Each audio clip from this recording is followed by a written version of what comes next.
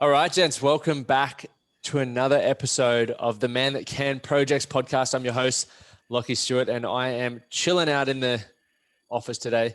And I was just saying to Conrad, who's back for his second episode, you're actually episode number 167, and we spoke about nutrition for health and obviously more about your personal story and the man cave that you're running over in New Zealand. And I think we worked out it was like March 2020, so it's been almost 12 months. Mate, pretty much. I was over with some rugby as a bit of PD experience, and ended up coming back straight into lockdown because I had to self-isolate for 14 days when we got back because it was right on the cusp of when everything sort of turned to custard. So yeah, we had those good times. We had those nice burgers down at Felons there. Yeah, that was actually my last takeaways for a very long time. Hey, go out with style. That's the way to do it. But that's it. Thanks for coming back on. And I just want to, I guess, give a heads up to everyone. If there is a big amount of background noise today, I am going to mute myself whenever I'm not talking because someone is doing some construction here without a permit. And I was saying to Conrad, there's two things I could do. I could either get really angry, and Conrad's just like, nah, bro, just let's roll with it. So I'll do my best. But if I'm talking and it comes through, sorry. But also, this will be a belter of an episode anyway. So one thing we did, Conrad and I were catching up last week just to see what's going on in each other's lives. And we got to the point where we wanted to do another podcast. And we put some questions out to the men who are members of the Men That Can Projects Facebook community based around, some questions they have around nutrition and diet and a range of things like that. And we got a lot of questions come through, and we're just going to run through them today. I think, the reason why nutrition is such an important thing, it positively, and Conrad will dive into this, positively impacts all aspects of your life, from energy to mental well-being to physical health, to confidence to, all of these sorts of things. And it's exciting to see what the men are curious about or what the men would like more information about. And Conrad's going to deliver the goods today. And I'm sure everyone listening will get a heap of value from Conrad here as well. But welcome, mate. How you going anyway? No, it's quite exciting. I was just talking to you before, just about we've probably hit one of the hottest temperatures here in about 30 years. So we're currently in Australia. I'm sitting inside with a heat pump on. So for those that are in degrees, we're about high 30s, which is Fahrenheit, sort of 9,500. So yeah, she's cooking. So I live in the South Island of New Zealand for a reason, and it's not for the heat. So yeah. We love the heat over in Brisbane. We love it. No, it's awesome. But other than that, mate, we'll rip in. Let's dive in, mate, because I know you're a busy man. But one of the first questions one of the men posted through was when and what to consume in regards to pre and post workout. And then obviously how to best aid recovery through nutrition. So I guess I'll hand it over to you there. Yeah, brilliant. So I think we'll start off just to touch on this nutrition. We're trying to get a lot of content into an hour here. So I will probably make it quite simple as best I can, just to make it palatable for you guys, to make sure you're not boring you either. But we'll start off with a pre and post workout. It's so variable. And I think that's the thing with nutrition. It's going to be variable regardless. You got to take into consideration all these different aspects that come up. So when we're looking at training pre and post, you got to look at what are you doing for training. So if you're weight training, you're going for a swim, you're running, you're biking, whatever it may be, you got to look at the intensity, because that's going to actually change what you're going to eat. And where that comes down to how your gut handles the food, as well as like what type of fuel source you want to have. So obviously, if you're going for more of like the low intensity, you might be doing some strength training, not too much conditioning component. You can actually eat right up to close. And this is where the misconception comes from. People go, I can't eat before training. So what they do is they eliminate all food before all trainings. Well, actually, in reality, if you look at it and going, if I'm doing a massive blowout where I'm a spewy type session, you might want to consider buffering that 2-hour mark beforehand and going for more of like a lunch type option that's got carbohydrates, proteins, and fats, and veggies, I should say, as part of that. Whereas if you're doing more of a strength-based session, we can actually get food in closer to add in that other snack. So if you look at it and you go for your strength training, you haven't eaten for 2 hours beforehand, you do an hour strength session, it's probably half an hour before you're going to eat. that's a massive window that you haven't eaten for. So if you want to optimize your training, exercise depends on your intensity. Obviously write some stuff down and see how you feel based on whatever that is. And that can obviously change over time. So post-workout, yeah, sorry. All right, sorry to throw you off track. That's so good. really that comes down to obviously, you know, having a plan and being organized around that to maximize your training, right? Because I think that's, you know, I am taking away a lot from that so far. I know, you know, Monday, Wednesday, Friday for me are my endurance sessions or my track sessions, and Tuesday and Thursday are my strength sessions. And I do often fall off the wagon with my nutrition, like just because of that same thing. If I know it's too close to training, I don't want to make myself sick, but then I get, you know, midway through a session, I'm running, I'm depleted on energy. So is there any, I guess, short like snacks? I do recommend having like a banana or a muesli bar, something like that, if you are even doing an endurance session and you have missed that 2-hour window to really get a nice big feed in? Yes, the way I look at it is if you're training over an hour, you have to consider what you're doing beforehand. If you're just doing like an hour session, even if it's a huffy puffy, eating beforehand probably isn't as crucial. But what I want you to think about is, like, if you're doing a big session, if it is a high intensity especially, yeah, absolutely. Small snacks like bananas, even things like sports drinks can be quite useful. I know people go, oh, it's got too much sugar in Powerade or whatever it may be. That's actually a really useful tool if it is something you need to fuel for and get through said session, especially if it's hot. And with that, I still look for fueling for any endurance or anything that's over that hour. I still fuel for that 2 hours. And if you are having to eat beforehand, you maybe not have eaten quite enough. Let's say you've got a 4 p.m. session. You probably want to look at having a decent lunch at 1, 2 o'clock, or even 1 o'clock. And then that should be big enough to almost get you right through if you are someone that does struggle with gut stuff. If you're someone that can eat before session and get through it, great, practice that. But that's where I think you need to absolutely have a plan. But little small snack could be a buffer. But if you have a decent amount prior for those tougher sessions, you should be able to get through absolutely fine. Epic. Thanks for answering that. Makes sense. Yeah, cool. And post session, it just comes down to being on point. Now, with people go, oh, you got the 30-minute window to eat. In science, it's not that important, but in practical aspects, it is.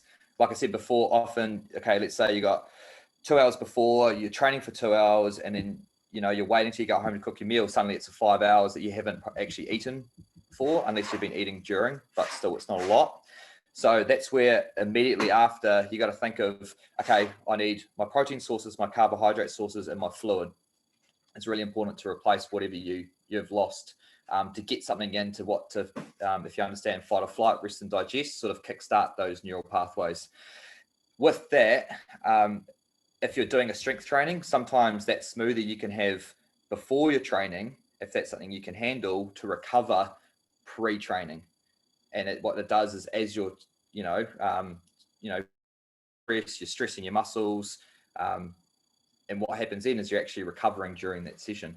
And then afterwards, you just have that meal. And that's where you can sort of divvy it up a little bit. Whereas people go, I can only have my protein smoothie post-session. Well, actually, depending on the intensity, sometimes beforehand might be quite useful as well.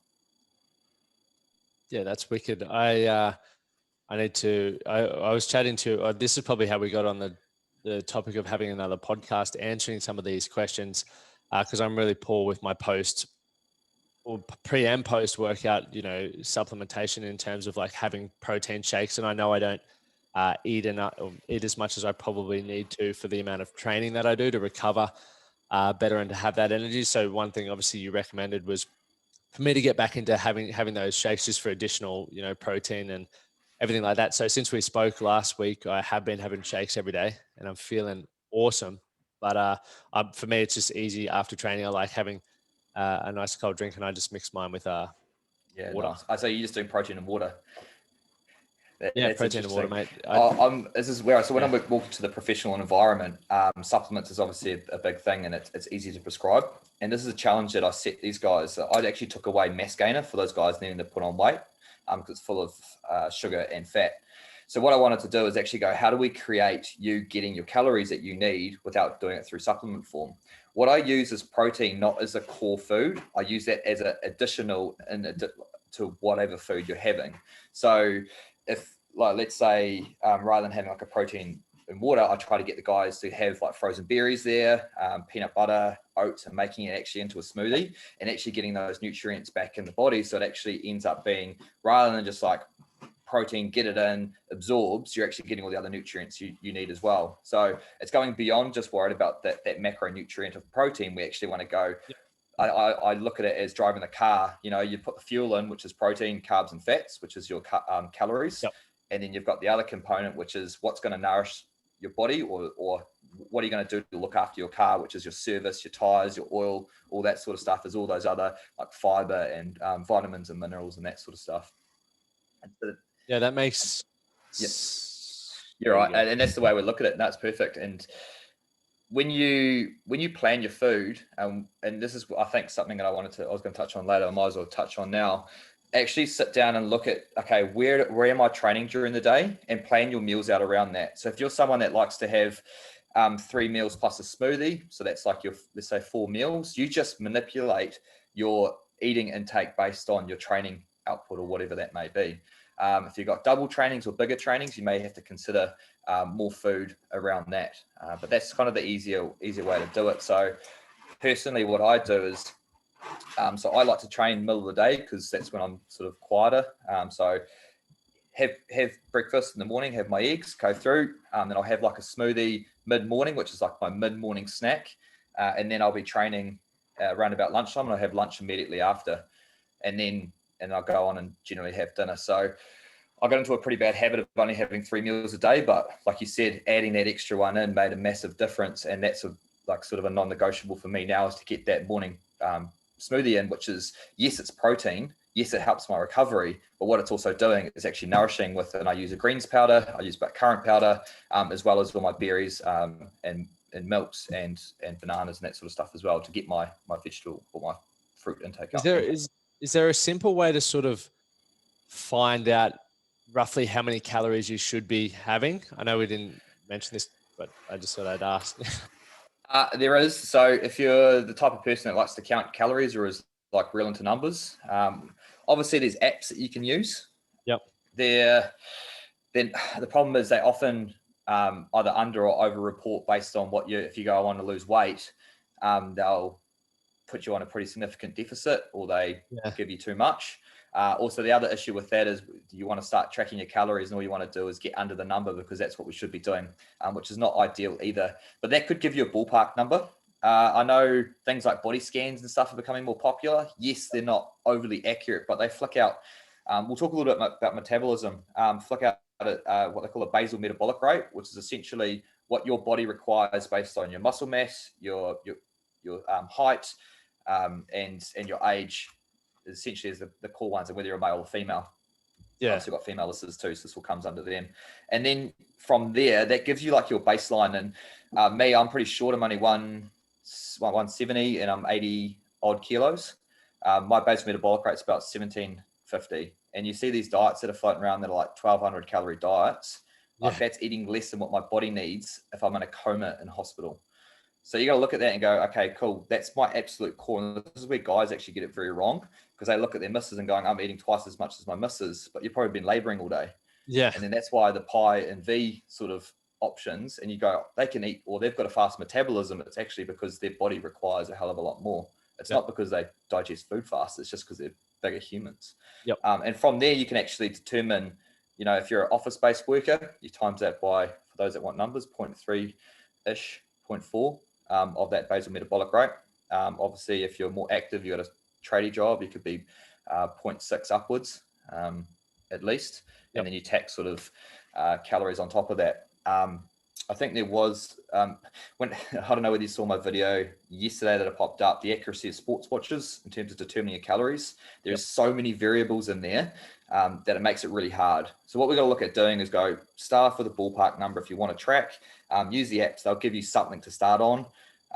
Eat a little bit more, eat a little bit less, but your hunger cues will be your number one telling sign whether you're eating enough or not eating, or eating too much. And that's really important. to develop or to navigate that side of things. And it gives you a starting point, but it's not gospel. I think that's really important to note as well. I think that's important for everyone to.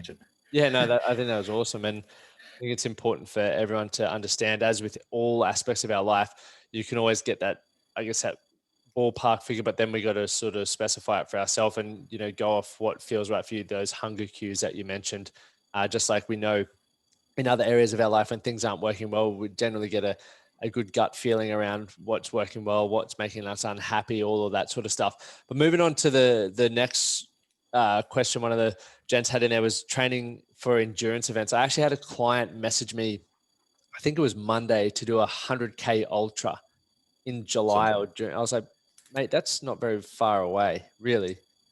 One, I don't know whether I can do that. Two, I've got another goal for the track. But three, how the hell do you eat for 100 Ks? Like, I would imagine that would be a good 10+ hour event. So I guess the question around training for endurance events was, or there's a few here, but what's the best way to avoid under eating aside from adding in another meal? Should I be looking to replace all the calories expended during a long training session? Yeah, and it's a great question. It's one that most of my endurance athletes come to me for. And the first thing that I get is, I need to lose weight for this event. It's going to make me better. I can pretty much guarantee if you stay the same weight, ate properly, you'd perform way better, especially for those ultra endurance events. Having a little bit more muscle or fat mass can actually get you potentially through those, unless you're like elite and you're competitive. If you're someone that just wants to tick the box and get through 100 Ks, don't put that pressure on weight loss for yourself. And I think that's the number one thing for a lot of those people, or the weekend warriors that want to have big goals like that, which I think is incredible, and it's capable, you can do it. But take the stigma away from having to be lighter is the number one place to start there. So that's the first thing in terms of how to avoid under eating. Don't focus on trying to lose weight, because your training is going to be ramping up. So you want to make sure you're eating enough. The next thing is with the calories.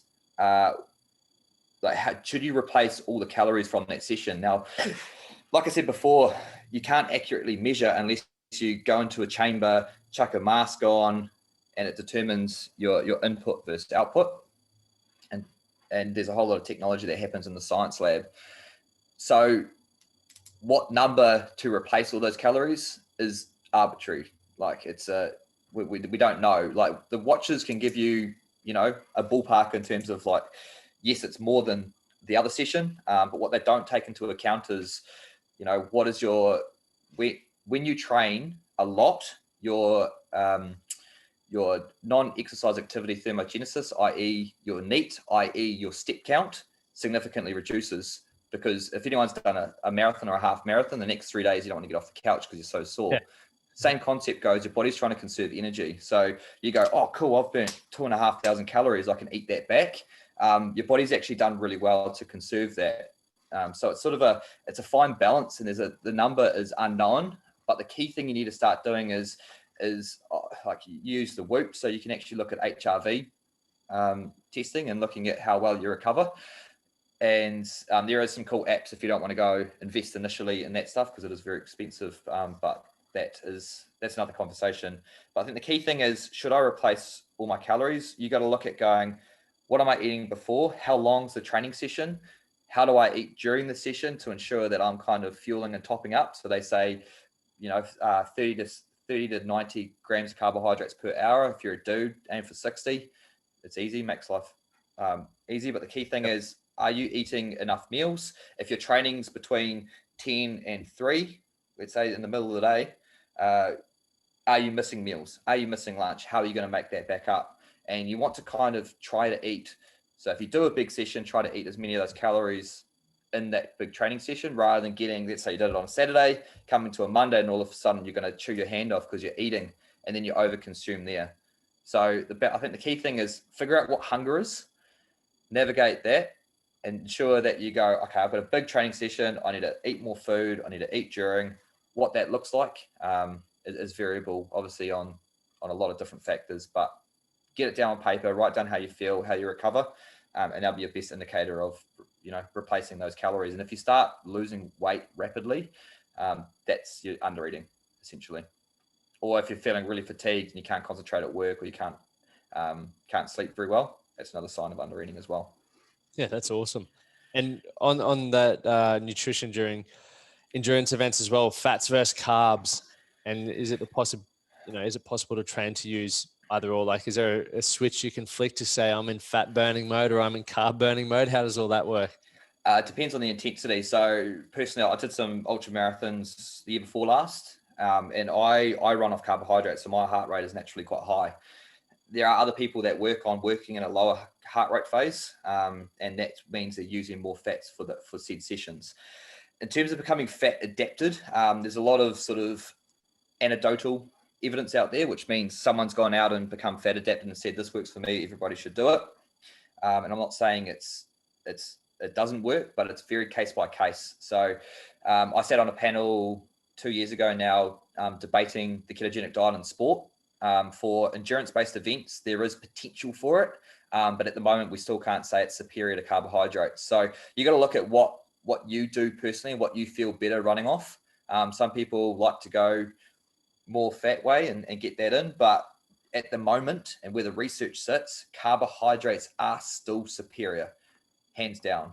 But if you're someone that can consume more food and more calories during in a race and handle it okay, that could be a huge bonus as well. So going beyond the metabolism of fats and carbohydrates, it's actually like getting the calories in that you can consume and absorb could actually enhance your performance, especially on, I've got 8 coast to coasters in my books at the moment. If you guys don't know the coast to coast, it's a race from the west coast to the east coast of the South Island, and they do cycling, running, kayaking, and some people do it one day, so it's a longest day, or a 2-day event. So it's pretty Google. It's a pretty. That Red Bull event that everyone is it Red That's Bull? Red Bull Defiance. Oh, yeah, okay. so that's another one that's really popular as well. Coast to Coast is more well known in terms of like entry level. Red Bull Defiance is just another level. That thing's insane, which is still another bucket list thing that I want to do. Red Bull makes everything insane, don't they? Yeah, it's great. On that note, what do you reckon of Red Bull? No, I'm kidding. We'll move you on. Want me to? I did my thesis on energy drink, so. Well, mate, quickly while we're there, mate, best pre-workout you can use. Really? It's still out there. Yeah.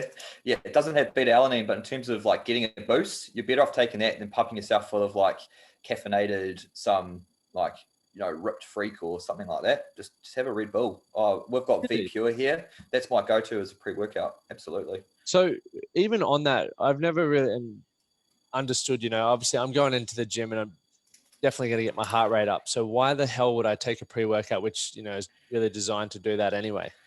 I think I think it's a great question. A lot of people rely on it, and I think that's where it becomes a concern. That especially if you see in sort of like the bodybuilding world when they're on severe calorie deficits and they have to use pre-workout to get through their sessions because essentially they're not eating enough, so they're going to feel like crap anyway. Gotcha. So I think the first thing you got to do is, why am I using this? If you want to come in, so I know that Friday night for me is like that's my game day session. That's where I want to perform. So I'm going to take caffeine because I just want all the cylinders firing. I don't want to leave no stone unturned. Yep. Caffeine is probably one of the most underutilized ergogenic aids which is out there, which will enhance performance. And that goes for endurance sports as well. But the thing is, people do rely on it and think they need to have caffeine before every session.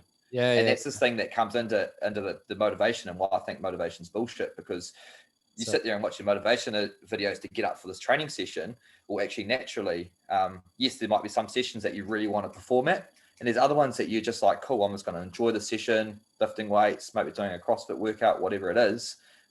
Focus on the natural endorphins that come from that as well.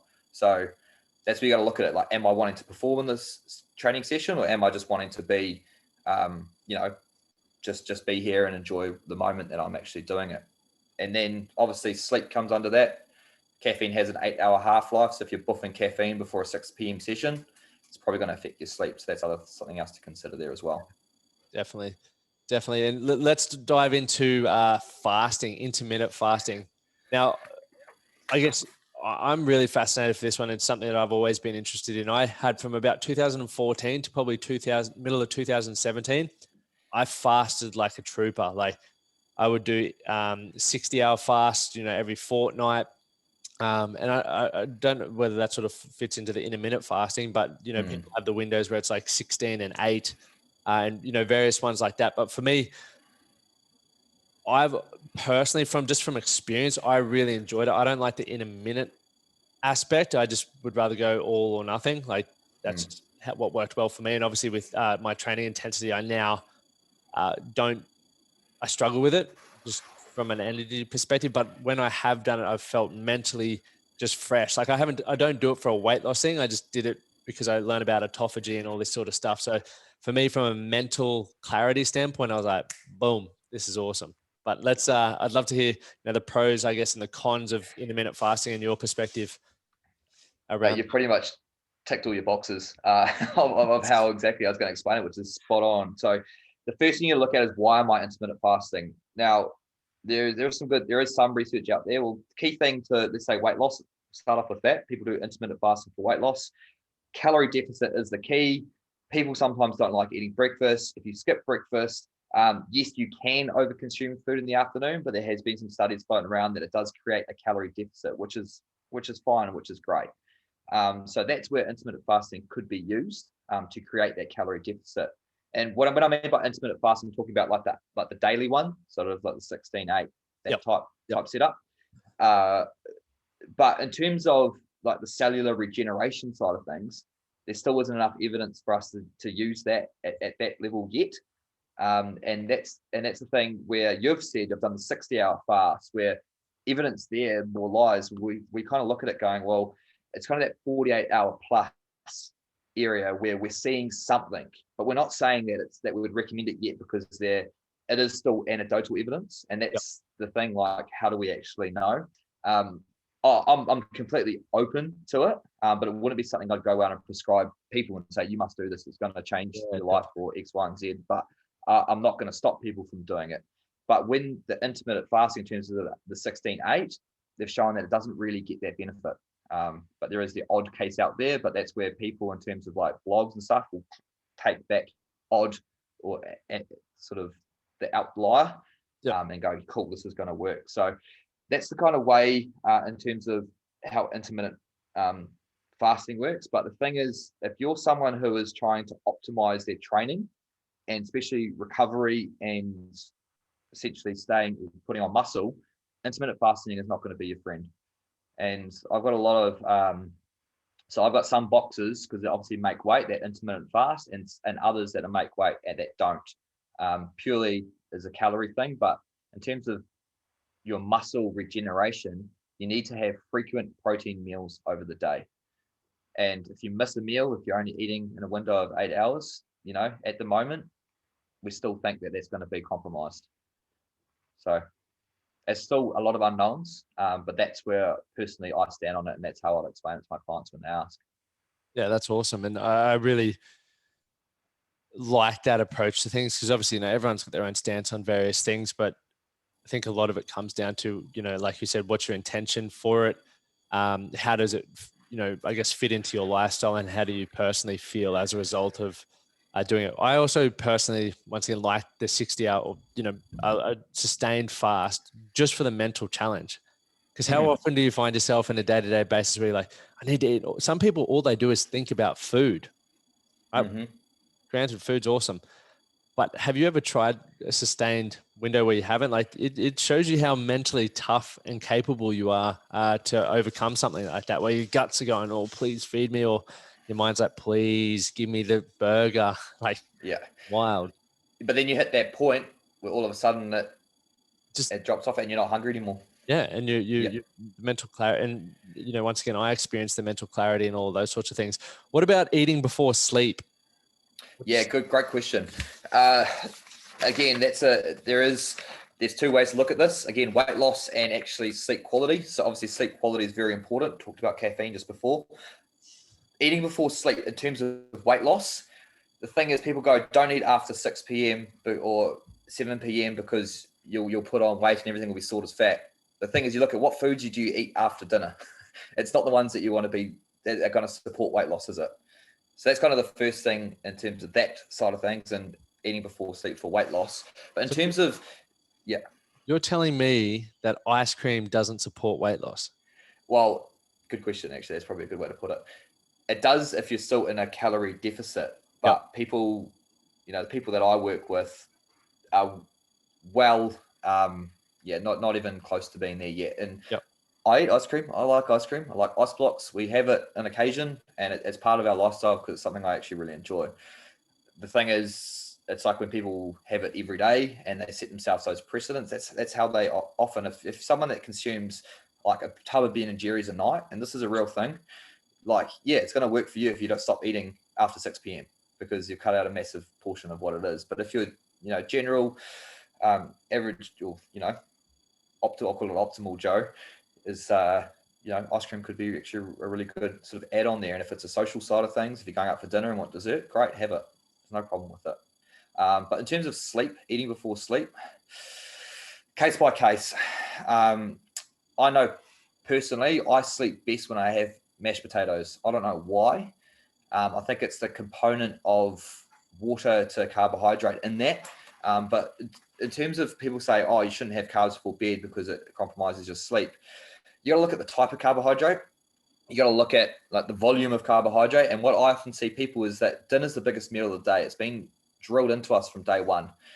So if you consume huge amounts of food, yeah, it could compromise sleep. Also, if you eat quite late, could compromise sleep. And there's you can see here, there's a lot of coulds in there.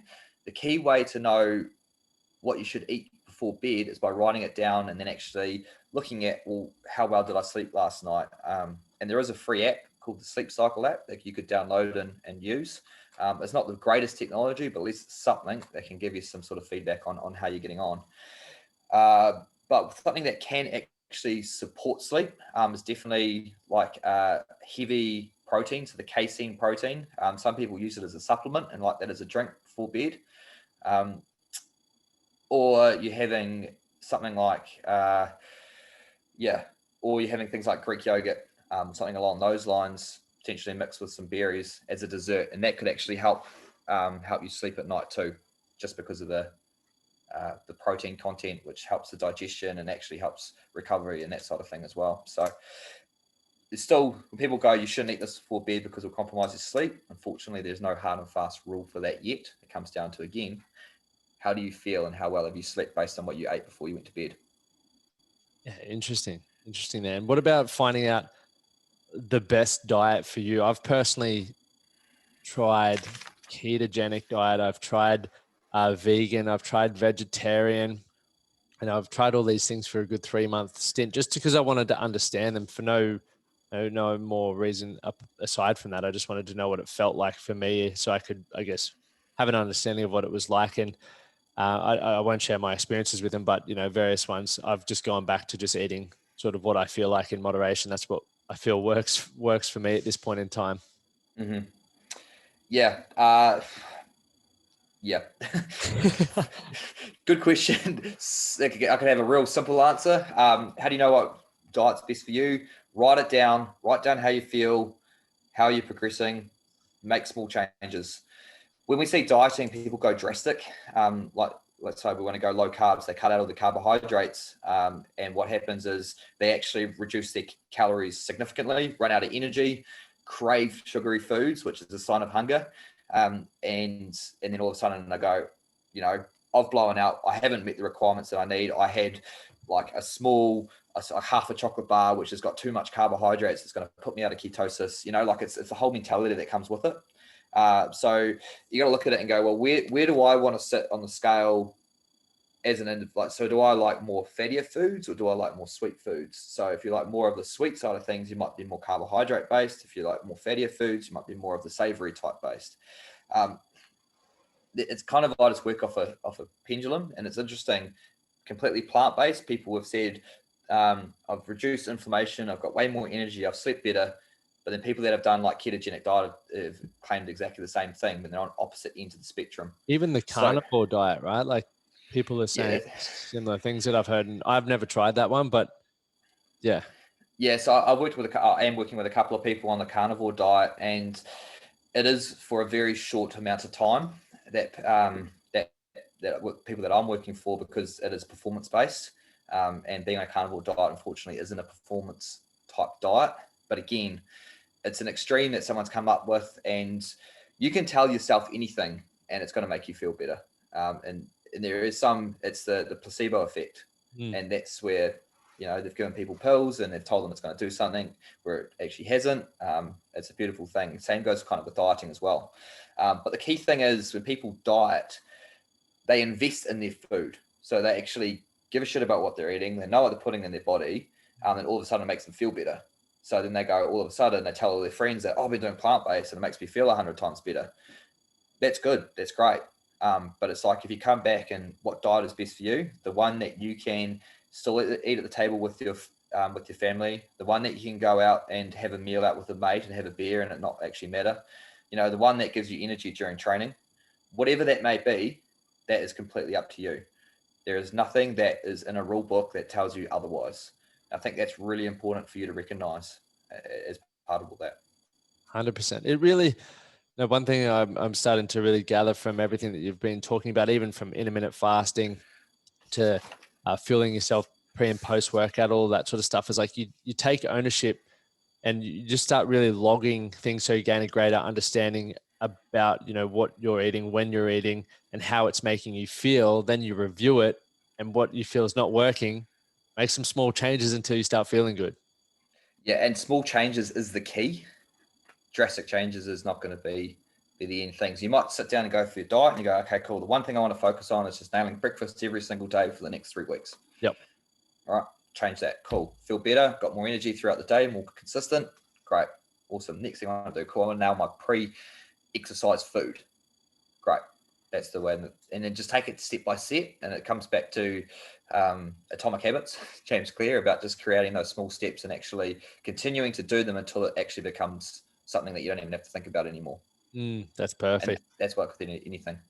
100%. What about, I guess one of the other questions one of the lads had was, what are 5 little / simple changes or tips that can be incorporated daily to improve your quality of life surrounding food? That's a brilliant bloody question, actually. It's a fantastic. I love the scope of that, because it's looking bigger than that. So the 5 that I sort of did write these down, but I could give you a different 5 every single time I sat down. First thing is, I'm a big fan of front loading your food or your protein. So going bigger breakfast. I'm an early bird, so I like to get up and get into it, have a decent breakfast, start my day off flying. So, and that's worked for most of my clients. Not everybody. I'd say a solid 85-90% of my clients, getting them to have a decent breakfast, and then leading in, making lunch as good as dinner. So getting most of your food, like I said, rather than going for a smaller, bigger dinner like we normally do, actually go decent breakfast, lunch as good as dinner, a decent snack there. Awesome. That would be the first thing to do, and try eat more in the morning, and you'll feel a lot better throughout the day, rather than getting home at 4 p.m. and not wanting to cook dinner. And then that comes with a whole lot of other issues. So that's the first thing. Second thing, determine what hunger actually is. So actually sitting down and going, am I hungry or am I bored? Or is this a habit? Like, what is hunger? So it's not waiting till you're going to chew your arm off before you eat. It is, and not, filling up like you got a smorgasbord of food. It's not filling yourself till you're literally to the point of throwing up.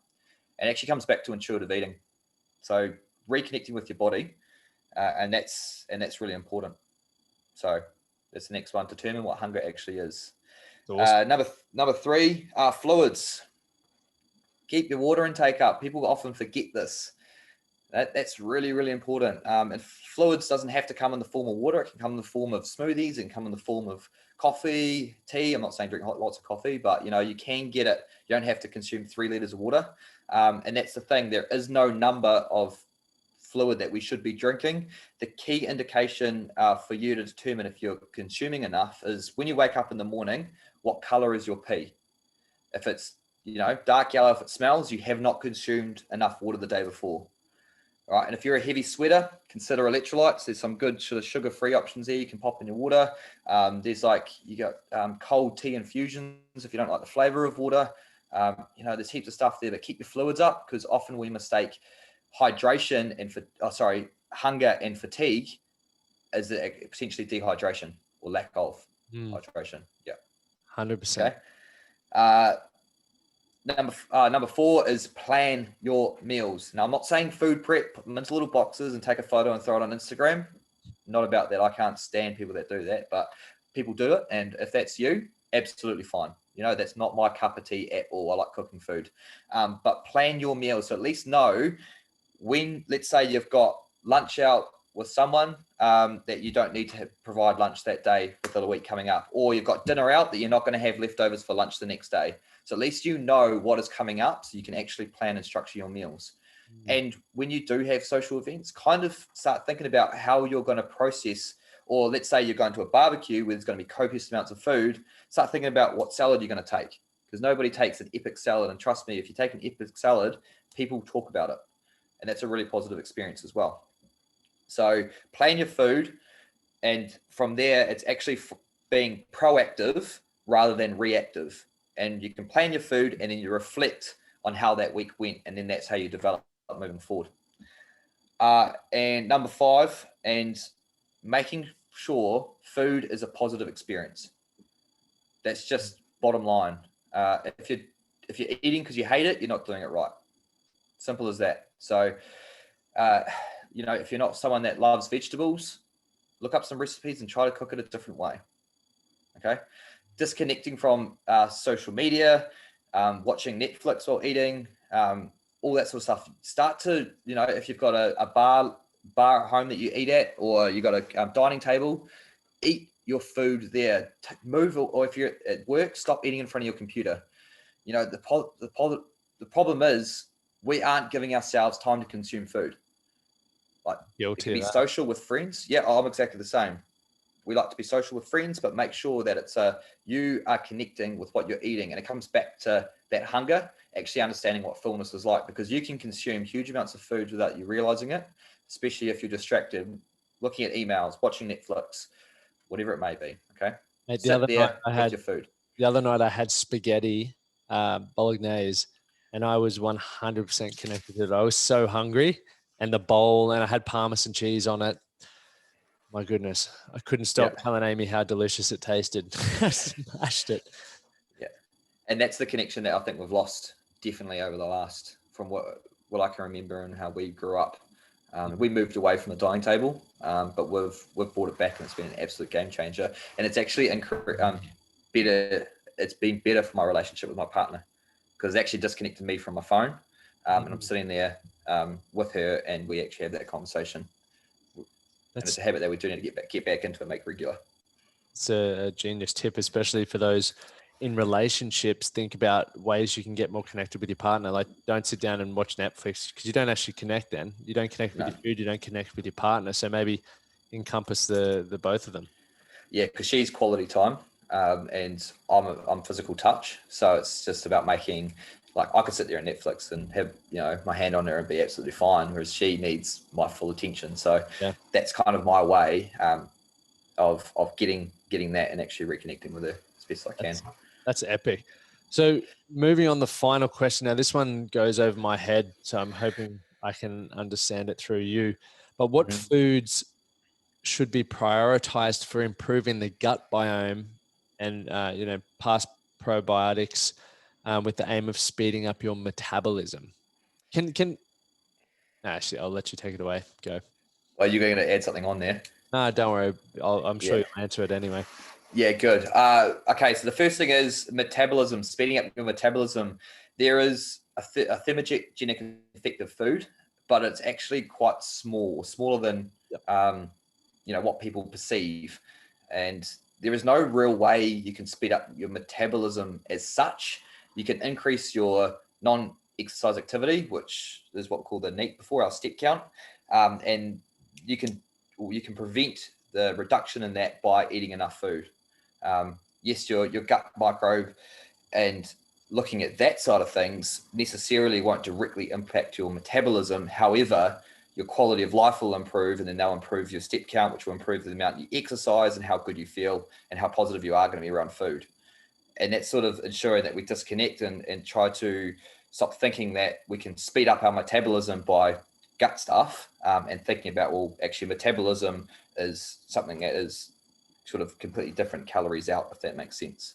But the gut microbe is a very important part. I'm not saying it's not. And how we do that, and it's number one thing is plant diversity and volume. So I know Australians and New Zealanders do not eat enough fiber, hands down.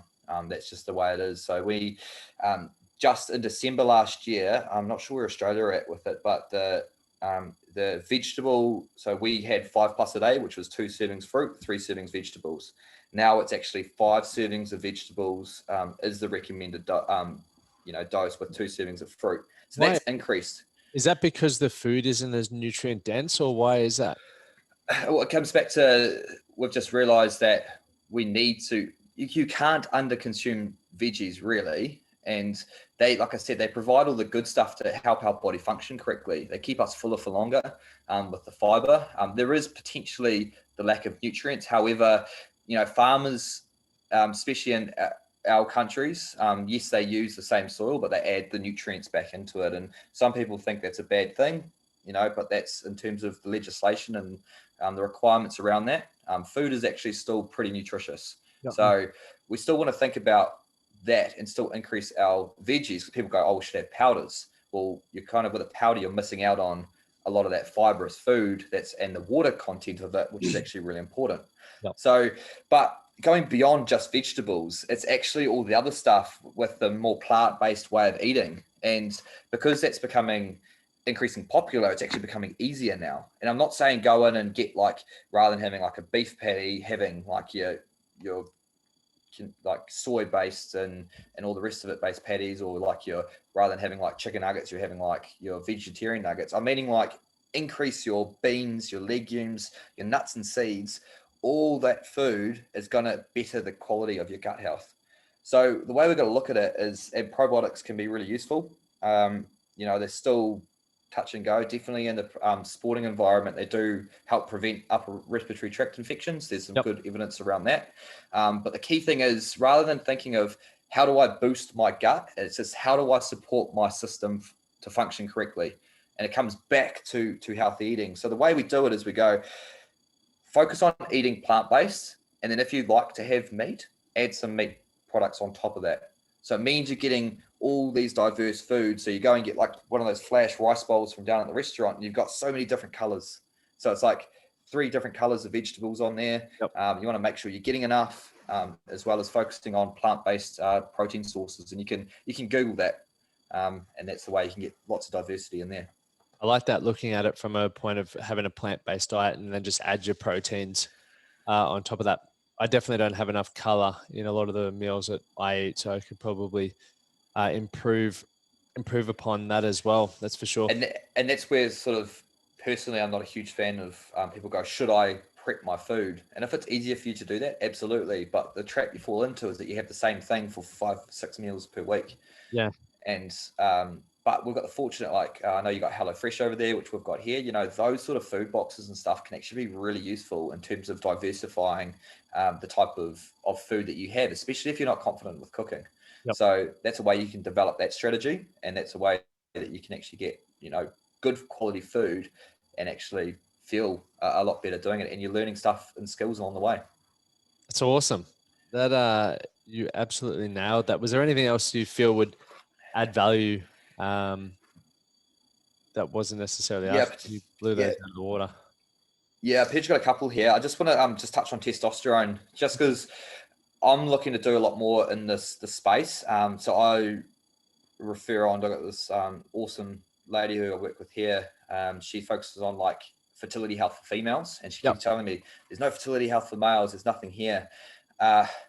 And when you look at it, females are extremely complex and males are very simple in terms of the way our hormones function in our body. Yep. And actually, just touching on that, dudes, if you've got a female partner, actually start to understand the menstrual cycle if she's someone that's off contraception, and be there for her. So I hope Jess, I'm pretty sure she hopes she doesn't listen, but she gets PMS pretty bad, and I can pretty much pick when she is in a menstrual cycle, based on her mood and how she's sort of reacting to certain things.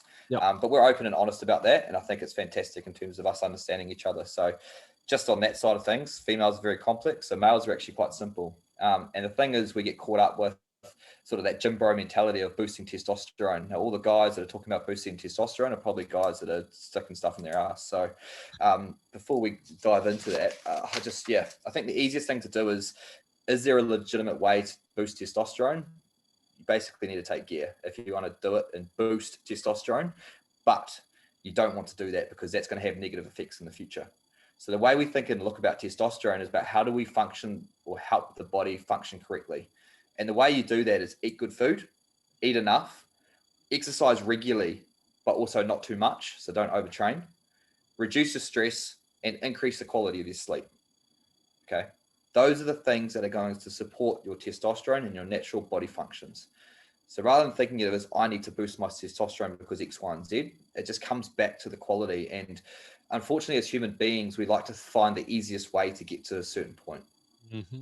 But you don't learn anything. And that's where we run away from uncomfortable things. So we need to get comfortable with nailing those things. And that comes into just living a better quality of life. And that will, I don't using the word boosting testosterone, will definitely support your testosterone production and how that looks, for sure. That's epic. And that's your starting point. It's definitely something because it's the statistics like once we reach the age of 29 to 30, around that ballpark, our testosterone starts declining by I can't remember the statistics. You probably could help that out. It was like 10% every decade or something like that. Yeah, but remember we're basing that off data from the generation before us who were probably smoking and drinking. Yep. And probably sitting on their ass, got bare bellies, just not living happy. You look at all the healthy 50 and 60-year-olds out there, they're absolutely loving life. They're fit. They do stuff. They might be still running. They might be doing exercise the best they can. Their mood's really good. And you could probably look at that. I'd love to see studies on guys like that in particular and see where their testosterone levels are looking at. Definitely. Yeah. So absolutely. And I think there is scope for low testosterone. There are things we can do around that for sure. There's supplements, there's you go see your GP, there's medication, you can look into that. However, I think we put too much pressure on testosterone specifically in terms of how it boosts it, if that makes sense. Yeah. Is the dog awake? Oh, did you hear it? Yeah. He just had a bad dream, I think. He was either chasing a rabbit or running away from one. Not sure yet. We got a little 14-week-old puppy I've got to be home for. Right. That's cool. Definitely cute. Awesome. I think that's probably it from me. Where can people find you if they want to? I know we covered a hell of a lot of stuff. You covered a hell of a lot of stuff there for all of us. So where can people find you, Conrad, if they want to reach out to you and have some of this sort of stuff implemented for their specific lifestyle, I guess, and their goals? Yeah, nice. So Instagram is an easy way, obviously. Do a little bit on Facebook, but it's pretty much just copy and paste what I do on Instagram. So other than that, I'm sort of working on my own podcast, but that's obviously with life at the moment, it's just about prioritizing what I need to do, and my clients come first. So it's about getting spare time for that sort of stuff too. And I'm sure 100%. You're well aware of that. But yeah, definitely Instagram is the best way to go. My website is Conrad Goodhew. So Goodhew's GOODHEW.com.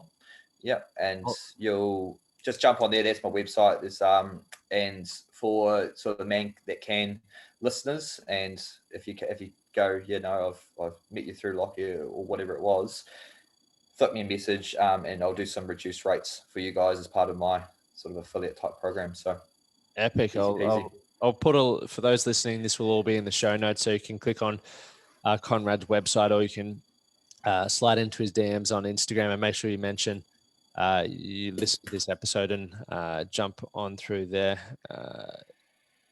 Just writing that down. But finally, I guess, guys, the reason why I believe massively in nutrition and understanding it, but I feel for myself personally, one thing I've done since about 2014 is understand how food makes me feel, as much as alcohol, desserts, breakfast, all those sorts of things, because I'm very in tune with the fact that I don't want to feel sluggish throughout the day. So I know foods that make me feel sluggish and foods that make me feel good, the importance of hydration, and the importance of having a balanced lifestyle with your food and being able to enjoy things. Because I did have a good it was during that period where I wasn't, where I was fasting, where I said no to so many things. And I just would sit at the dinner table. Everyone was eating all these delicious foods.